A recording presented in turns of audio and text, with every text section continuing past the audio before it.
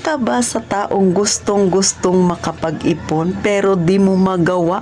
Bakit? Kulang ka sa disiplina.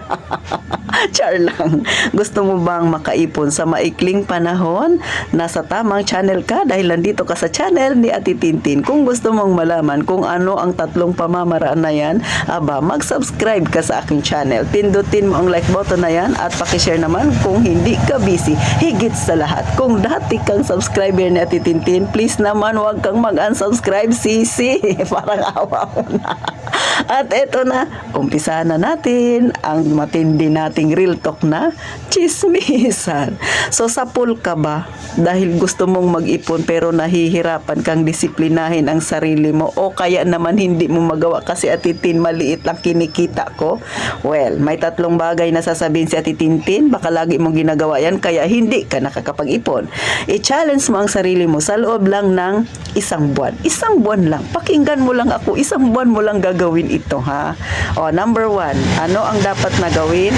Siyempre, iwasan mo muna ang mag-scroll sa Lazada at Shopee at kung ano-ano pang application na mga online. Bakit? Kasi nga, pag nakakita ka na naman ng magaganda, magpindot-pindot ka na naman doon, hindi mo na mamalayan, ayun, naka-add to cart ka na, ha? O, yan lang. Number 1 lang yan. Mag-iwas ka muna na magpipindot.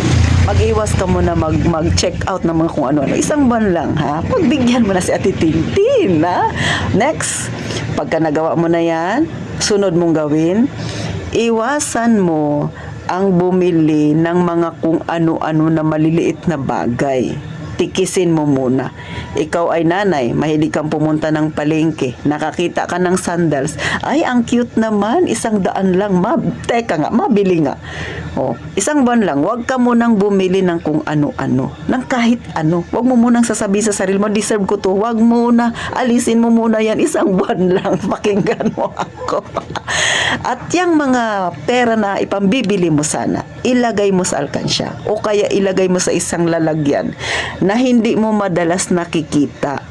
O bakit? Pakiusap lang doon sa lugar na hindi mo laging nakikita.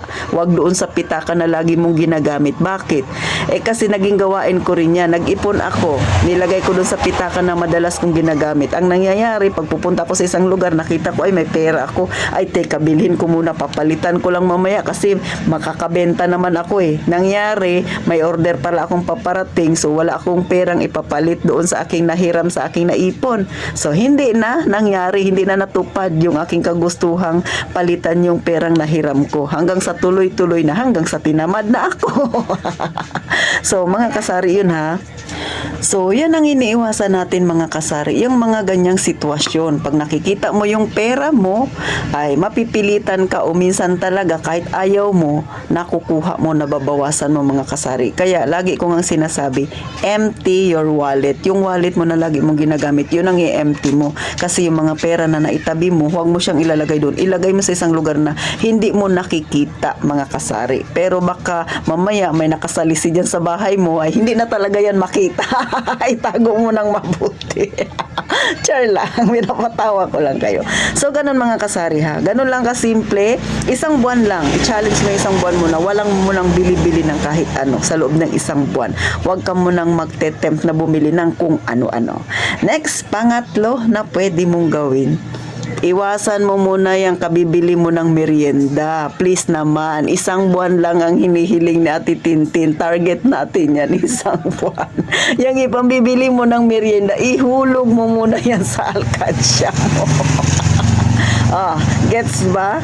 O, diba? Mga simple lang ito, mga kasari, pero malaki ang tulong na magagawa nito kung gusto mong mag-ipon. Lalo na kung nanay ka nga na lagi kang napunta sa palengke. Ano ba yung madalas na ginagawa ni nanay? Siyempre, pag namamalengke. So, ang gagawin niya, pupunta sa isdaan, mapapadaan sa kakanin, bibili ng 20 pesos. Isamantalang kakakain niya pa lang ng agahan niya. Dumaan lang siya doon sa may kakanin, bibili na naman siya ng pagkain. Lagi niyang nasa isip niya kasi, ay 20 pesos lang naman ito, Ate Tin. Tama. Yan 20 pesos na yan, ihulog mo yan sa alkansya mo araw-araw. Mayroon ka nang maiipon. Kaya nga sabi ko sa inyo, isang buwan lang mga kasari. Pagbigyan nyo lang si Ate Tintin, isang buwan lang. Next, syempre pag nakakain ka ng kakanin, anong sunod na mangyayari sa'yo? Mauuhaw ka. O dadaan ka ngayon sa palamigan, bibili ka ng tag 10 pesos na palamig. So kung araw-araw mo yung ginagawa, sa loob ng isang buwan, 30 pesos, times mo din ng 30, magkano dapat ang naipon mo? O, nagets ba?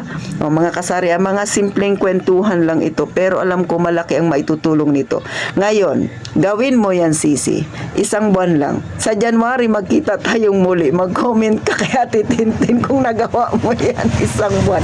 At kung magkano ang naipon mo sa maikling panahon.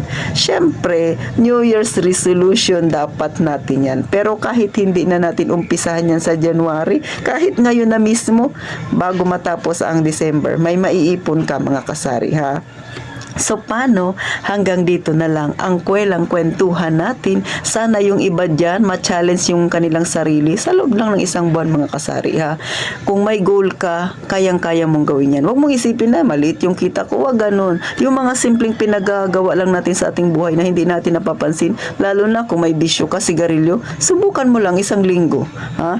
Kunwari, ngayong araw na to ay hindi mo na ako manigarilyo, ilagay ko muna sa alkansya. O, di ba? O, di may naipon ka, bukas ulit. I-challenge mo ulit yung sarili mo. Ay, hindi mo na ako magsigarilyo. Ihulog ko ulit ito sa aking alkansya. O, hanggang sa nakalimutan mo na. Baka may magsabi dyan, Ate Tintin, mahirap kayang iwasan ng pagsisigarilyo. I-challenge mo yung sarili mo. Hindi ko naman sinabing isang buwan mong i-challenge yung sarili mo. Isang araw lang. Pag nakaya mong isang araw i-challenge yung sarili mo, di bukas ulit. O, di ba?